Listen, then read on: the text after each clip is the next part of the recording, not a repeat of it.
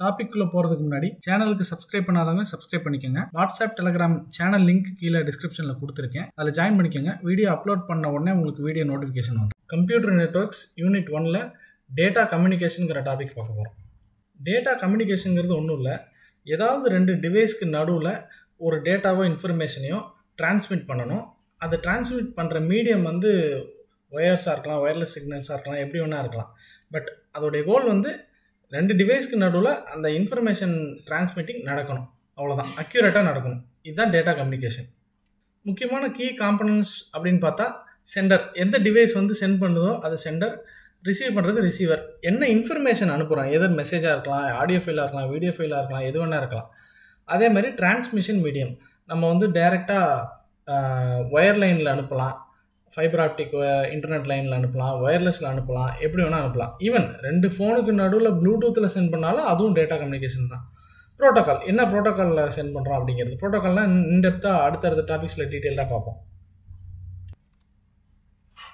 இப்போ இந்த டயக்ராமை பொறுத்த வரைக்கும் பார்த்தீங்கன்னா இந்த மொபைல் தான் சென்டரு, இது ரிசீவர், இந்த மெசேஜ் வந்து ஹை. டிரான்ஸ்மிட்டிங் மீடியம் வந்து பார்த்தீங்கன்னா இன்டர்நெட் தான். அந்த மொபைல்லேருந்து அந்த ஃபார் எக்ஸாம்பிள் இந்த மொபைல் வச்சுருக்கவரோட வீட்டில் இருக்க ஒய்ஃபை மூலிமா இன்டர்நெட்டுக்கு போகுது, இன்டர்நெட்லேருந்து மறுபடியும் ரிசீவரோட ஒய்ஃபைக்கு போய் அவங்களோட மொபைலுக்கு வருதுன்னு வச்சுக்கோங்களேன். இதுதான் வந்து கீ பாயிண்ட்ஸ்.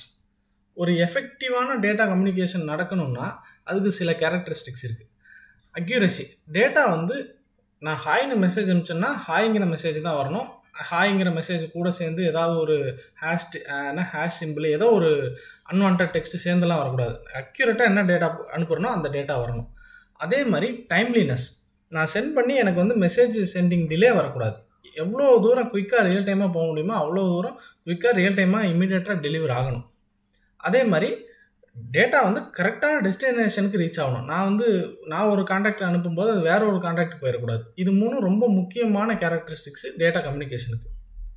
இந்த டேட்டா கம்யூனிகேஷனை மூணாக பிரிக்கலாம். சிம்ப்ளெக்ஸ், ஹாஃப் டியூப்ளெக்ஸ், ஃபுல் டியூப்ளெக்ஸ்ன்னு இருக்குது. சிம்ப்ளெக்ஸ்னால் என்னென்னா ப்ராட்காஸ்ட் மாதிரி, அதாவது டேட்டா வந்து ஒரே டைரெக்ஷனில் தான் ஃப்ளோ ஆகும்.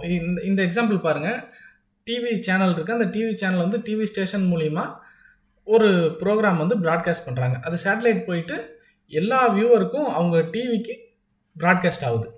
ஆனால் அந்த டிவி வியூவர்ஸ் வந்து டிவி ஸ்டேஷனுக்கு மறுபடியும் மெசேஜ் அனுப்ப முடியாது. ஸோ இது வந்து ஒன் டைரெக்ஷனில் மட்டும்தான் டேட்டா கம்யூனிகேஷன் ஃப்ளோ ஆகும். அடுத்தது ஹாஃப் டியூப்ளெக்ஸ். ஹாஃப் டியூப்ளெக்ஸ்னால் என்னென்னா, ரெண்டு டிவைஸ் இருக்குன்னா ரெண்டு டிவைஸ்க்கு ரெண்டு டைரெக்ஷன்லேயும் போகும். எய்தர் டிவைஸ் 1லேருந்து டிவைஸ் 2க்கும் போகும், டிவைஸ் 2 டிவைஸ் 1க்கும் வரும்.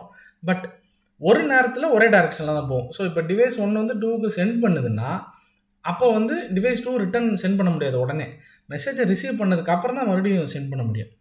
ஆனால் ஃபுல் டியூப்ளெக்ஸ் அப்படி இல்லை, ரெண்டு டைரெக்ஷன்லேயும் போகும், இமீடியட்டாகவும் போகும், அதாவது சைமில்டேனியஸாக போகும். ஸோ இது சென்ட் ஆகிட்டு இருக்கு அதனால் ரிசீவ் பண்ண முடியாது அப்படின்லாம் இல்லை. எக்ஸாம்பிள் வந்து மொபைல் ஃபோன் இல்லை டெலிஃபோன் கான்வர்சேஷன். டேட்டா கம்யூனிகேஷன் எங்கெல்லாம் யூஸ் ஆகுதுன்னு பார்த்தீங்கன்னா, இன்றைக்கி வந்து கையில் இருக்க மொபைல்லேருந்து ஸ்மார்ட் வாட்ச்லேருந்து ஸ்மார்ட் வாட்ச் கனெக்ட் பண்ணாலே அதுவே ஒரு டேட்டா கம்யூனிகேஷன் தான். அப்படி பார்த்தீங்கன்னா நம்பர் ஆஃப் பாசிபிலிட்டி இருக்குது. ஆனால் நம்ம ஒரு 4 எக்ஸாம்பிள் மட்டும் சொல்லுவோம். இமெயில் சென்ட் பண்ணுறோம், ரிசீவ் பண்ணுறோம், அதே மாதிரி video calls, online banking, streaming services, இது எல்லாமே டேட்டா கம்யூனிகேஷன் தான்.